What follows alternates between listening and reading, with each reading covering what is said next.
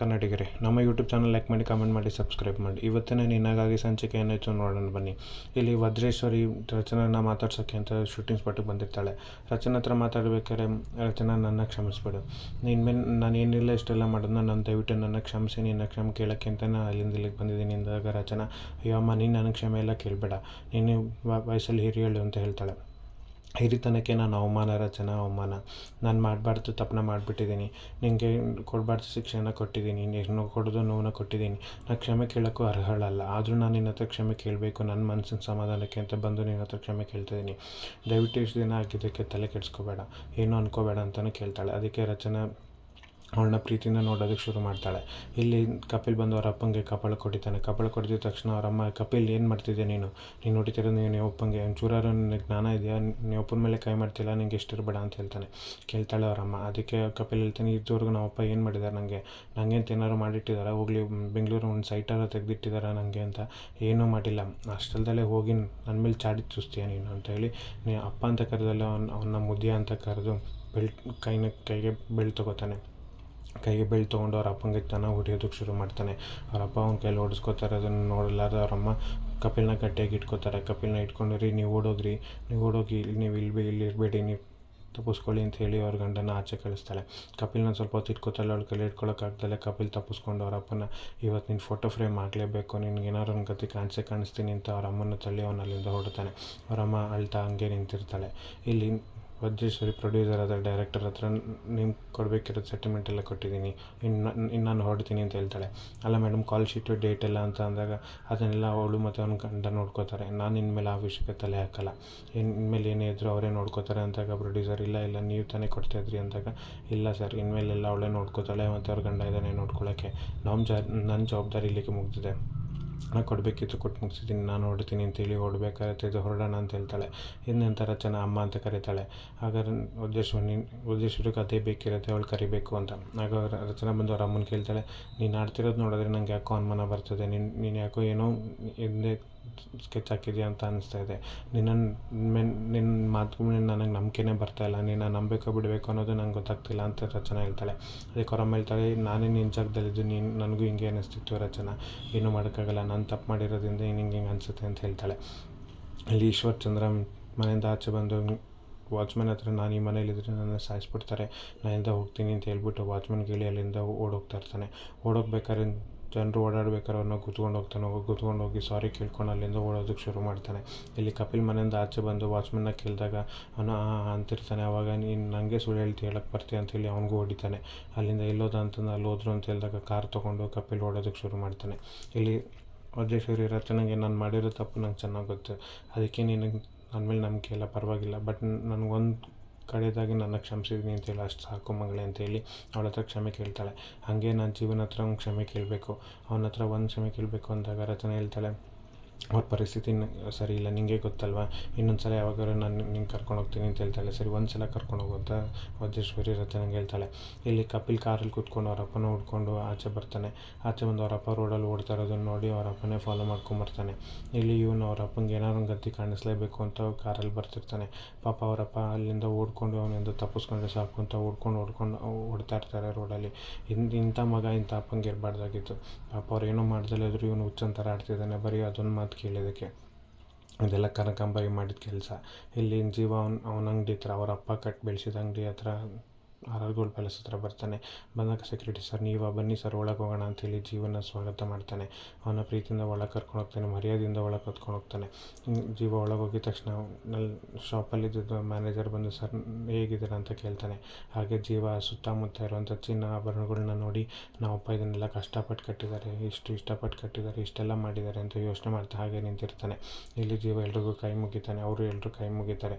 ಎಲ್ಲರೂ ಅವನಿಗೆ ಮರ್ಯಾದೆ ಕೊಟ್ಟು, ಸರ್ ಹೇಗಿದ್ದಾರೆ, ಚೆನ್ನಾಗಿದ್ದೀರಾ ಅಂತ ಹೇಳ್ತಾನೆ.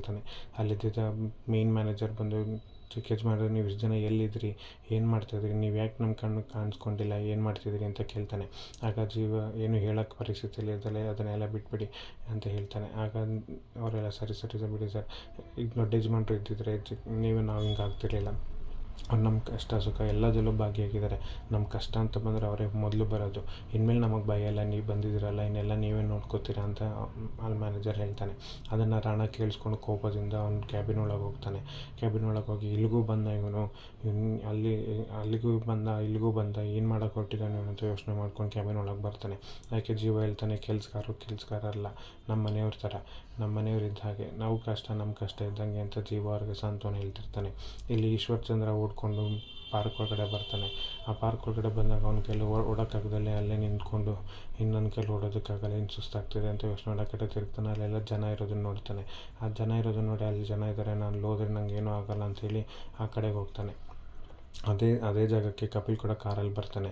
ಅಲ್ಲೇ ಏಕೆಂದರೆ ಆ ಜಾಗದಲ್ಲಿ ಶೂಟಿಂಗ್ ನಡೀತಾ ಇರುತ್ತೆ, ಅದು ರಚನಾ ಮಾಡ್ತಿರೋ ಶೂಟಿಂಗ್ ಆಗಿರುತ್ತೆ.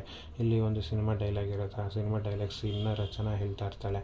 ಆ ಸಿನಿಮಾ ಡೈಲಾಗ್ ಹೇಳ್ಬೇಕಾದ್ರೆ ಈಶ್ವರ್ ಚಂದ್ರ ಅವನು ಗೊತ್ತಿಲ್ಲದಲ್ಲೇ ಬಂದು ಆ ಜನರ ಮಧ್ಯೆ ಔಸ್ಕೊಳ್ಳೋಕ್ಕೆ ಅಂತ ಬರ್ತಾನೆ.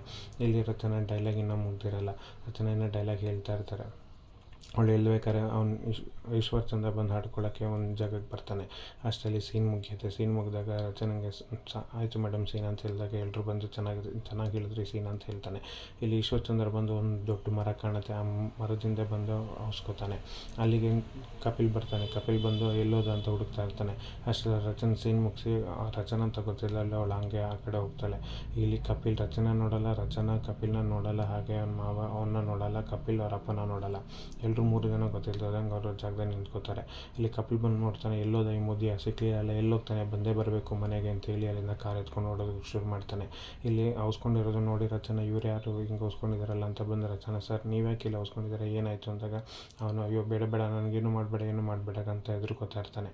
ಇಲ್ಲಿ ಜೀವ ಬಂದು ಅವ್ರ ಕ್ಯಾಬಿನ್ಗೆ ಹೋಗೋಕ್ಕೂ ಮುಂಚೆ ಅಲ್ಲೊಬ್ಬ ಆಚೆ ಇರ್ತಾನೆ.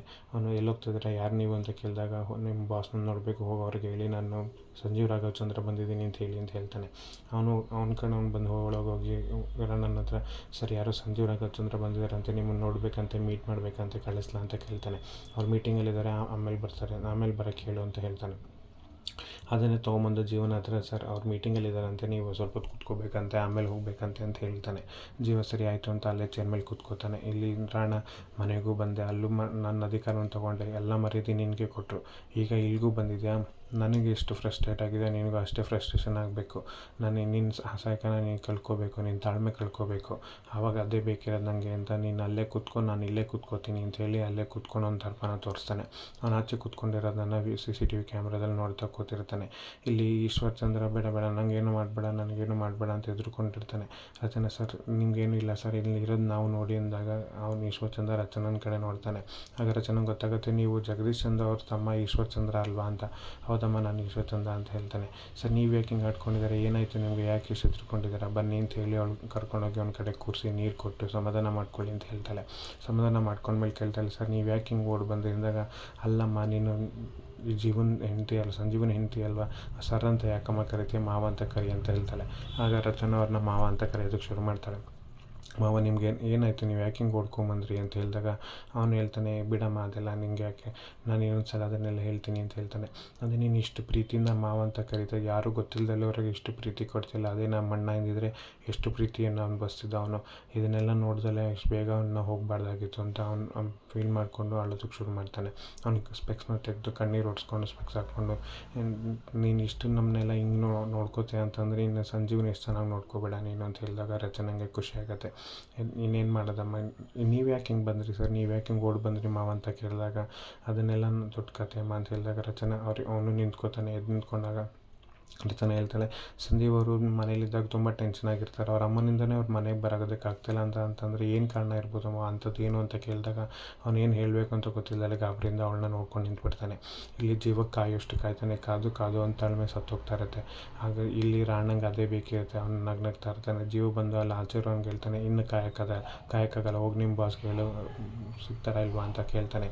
ಇನ್ನೊಂದು ಸಲ ಕೇಳ್ಕೊಂಬಂದಾಗ ಅವ್ನು ಬಂದು ಕೇಳ್ಕೊಂಬರಕ್ಕೆ ಬಂದಾಗ ಇಲ್ಲಿ ರಾಣ ಹೇಳ್ತಾನೆ, ಬೇಕಾದರೆ ಕಾಯಕ್ಕೆ ಹೇಳು, ಇಲ್ಲ ಅಂತಂದರೆ ಹೋಗ್ತಾ ಇರೋದಕ್ಕೆ ಹೇಳು ಅಂತ ಹೇಳ್ತಾನೆ. ಅದನ್ನೇ ಬಂದು ಜೀವನ ಹತ್ರ ಹೇಳ್ತಾನೆ, ಸರ್ ಬೇಕಾದರೆ ಕಾಯಬೇಕಂತ, ಇಲ್ಲಾಂದರೆ ಹೋಗಬೇಕಂತೆ ಅಂತ ಹೇಳ್ತಾನೆ. ಜೀವನಿಗೆ ಎಲ್ಲಿರೋದು ಕೋಪ ಬರುತ್ತೆ. ಆ ಕೋಪದಲ್ಲಿ ಅವನಿಗೆ ಏನು ಮಾಡಬೇಕು ಅಂತ ಗೊತ್ತಿಲ್ಲ. ಅವನು ಹೇಳಿದ ತಕ್ಷಣ ಅವ್ನು ಮುಂದೆ ಬಂದು ಅವನೇ ಹೋಗೋದಕ್ಕೆ ಶುರು ಮಾಡ್ತಾನೆ. ಅವ್ನು ಹೋಗೋದನ್ನು ನೋಡಿ ಅವ್ನು ಬಂದು ತಡೆಯೋಕ್ಕೆ ಬರ್ತಾನೆ. ಅವ್ನು ತಡೆಯಕ್ಕೆ ಬಂದು ಅವನ್ನ ತಳ್ಳಿಬಿಟ್ಟು ಸೀದಾ ಕ್ಯಾಬಿನ್ ಒಳಗೆ ಹೋಗ್ತಾನೆ. ಅವ್ನು ಕ್ಯಾಬಿನ್ ಒಳಗೆ ಹೋಗ್ತಾ ಇರೋದನ್ನು ರಾಣ CCTV ಕ್ಯಾಮ್ರಾದಲ್ಲಿ ನೋಡ್ತಾನೆ. ಇವನೇನು ಅವನ್ನ ತಳ್ಬಿಟ್ಟು ಕ್ಯಾಬಿನ್ ಒಳಗೆ ಸೀದಾ ನುಗ್ತಾ ಇದ್ದಾನಲ್ಲ ಅಂತ ಶಾಕಿಂದ ಎದ್ದು ನಿಂತ್ಕೊಂಡು ನೋಡೋದಕ್ಕೆ ಶುರು ಮಾಡ್ತಾನೆ.